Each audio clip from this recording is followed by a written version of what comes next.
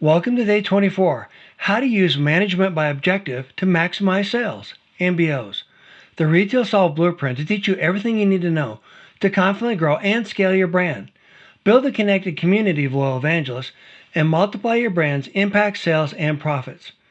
If we are meeting for the first time, my name is Dan Lohman.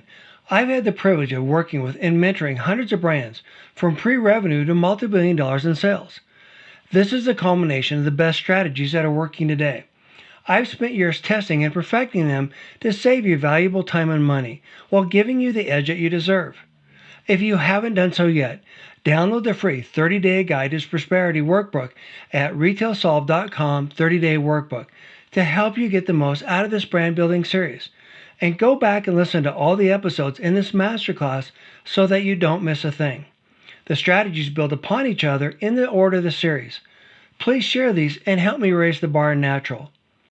I want to take a moment to recap the last episode. Be laser focused. Say no to distractions. In that episode, we spent a lot of time talking about how easy it is to get distracted and get derailed. Running a business is tough, and there are a lot of people fighting for your time, a lot of things fighting for your time. You need to remain laser focused, and the best way to do that is to delegate, to find people that can take those tasks off your plate, or better yet, people that can take the tasks off your plate that you're not the best at. For example, let's say that you hate doing accounting or bookkeeping or back office stuff. Find someone else to do that and give yourself the opportunity and the permission to focus on the things that you're best at, to focus on the things that you enjoy doing the most, the reason you started the business in the first place. This allows you to focus and accelerate on the things that drive your that passion, that fuel you, the things that excite you the most, the things that you can do to drive sales and compete more effectively with. This is going to help you succeed in the long run. And the best part about the simple strategy is by saying no to distractions, it opens you up to other possibilities. Other possibilities to help grow and scale your business, to help innovate, to grow your brand in different ways that you hadn't thought possible. That episode was really short, but very impactful. You'll want to go back and listen to it. Which leads us nicely into today's episode. How to use management by objective to maximize sales. Management by objectives are commonly known as MBOs. Now we want to shift the focus from you to your team, the people you surround yourself with, the people you put in place to handle the day-to-day operations, as well as help you move the business forward. More specifically, how you develop, motivate, and maintain a highly effective team. You use MBOs.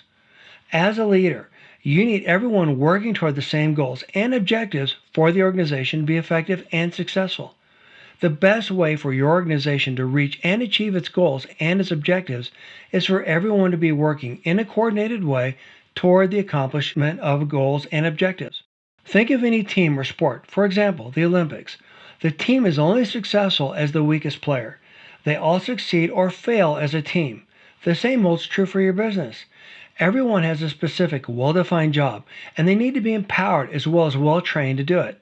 They also need to understand exactly what the objectives and the goals are for their job, and they need to understand how their job rolls up to the unit and then to the total business. Let me give you an example. If you want to grow sales by 5%, then you need to produce more product, right? That means that you need to plan ahead of time, and you need to have more raw ingredients, more packaging, more production capability, more warehouse space, more inventory on hand before you start to promote the product. If you don't, then you'll have out of stocks and you will fail miserably. You also need to be able to coordinate your sales and marketing strategies. As soon as you know the product will be available and when you can begin to sell in additional displays, gain incremental distribution to new retailers, and sell in new items.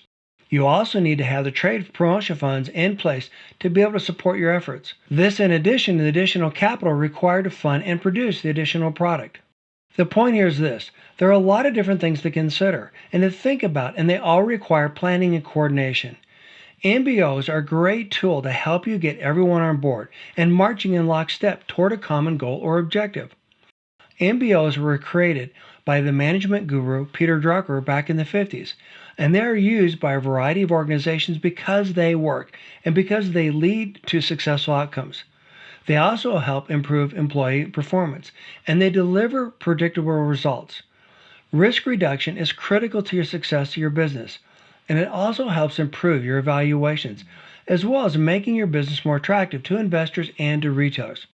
A key strength of the MBO process is collaboration between the workers and the team leads. In the next session, we'll talk about scorecards, which have a lot of similarities between MBOs, but those are typically used for project management. Use these terms together to give your brand the edge that it deserves. So how do you set up MBOs? Well, you've heard the expression, how do you eat an elephant? One bite at a time. The same goes here. Beginning with the top and working down.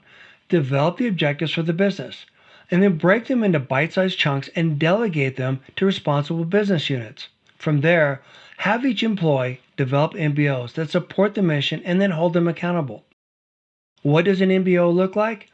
Each team member should have several, and they should be weighted by their order of their importance.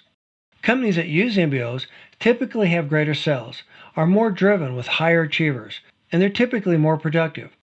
Use them to help give your brand the edge that it deserves. For additional inspiration, listen to podcast episode Secrets 24, the 10 most important things every brand must do to be successful. Every brand's success can be traced back to how well they execute fundamental strategies. That's the focus of this entire series. Small nuances in the way the brands handle, plan, and collaborate with retailers can set you apart as a category leader, giving you a sustainable and competitive advantage. Secrets 24, the 10 most important things that every brand must do to be successful. Next, listen to Secrets 158 with Megan and AJ with Practice Metrics, how to turn your data into explosive growth. In this episode, we talk about how to gain a significant and sustainable competitive edge by understanding the metrics that fuel your growth, by understanding how to go beyond other brands, and how to leverage your data to gain insights that other brands overlook.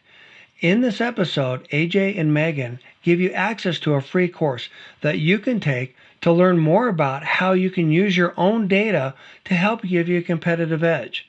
This is a great episode because they actually illustrate how to leverage this data to give you the edge that you deserve.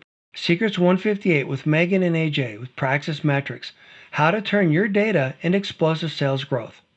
Next, I recommend you listen to Secrets 159 with Gary Hirschberg, Seth Goldman, Michael Schinner, Kyle Gardner, Cheryl Laughlin, and Chuck Muth. Sage advice from natural industry icons revisited. This is a great episode because they talk about what they wish they knew and how if they had known that when they were younger, how they could have propelled their business even further. This is the kind of sage advice that you need to grow your brand. Remember that the best way to grow and scale your brand is to learn from the people that have gone before you. And in this episode, you get to learn from the people that everyone wants to hear from. Gary Hirschberg, Seth Goldman, Michael Schinner, Kyle Gardner, Cheryl Laughlin, and Chuck Muth. Sage advice from natural industry icons revisited.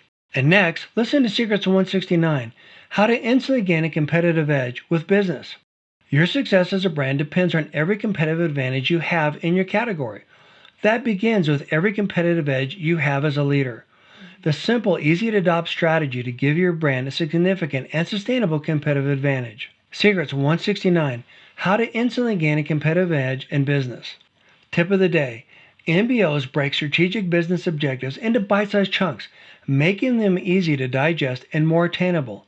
Individual MBOs roll up to accomplish larger organizational objectives, driving the business forward. I've recorded the video which has illustrations and additional information that I can't share on the audio podcast. You can watch a company video on the podcast webpage, and you can get there by going to retailsolve.com/session250. In tomorrow's show, we'll talk about how to ensure flawless execution using scorecards. This episode will build on today's conversation. Thank you for listening, and I look forward to seeing you in the next show.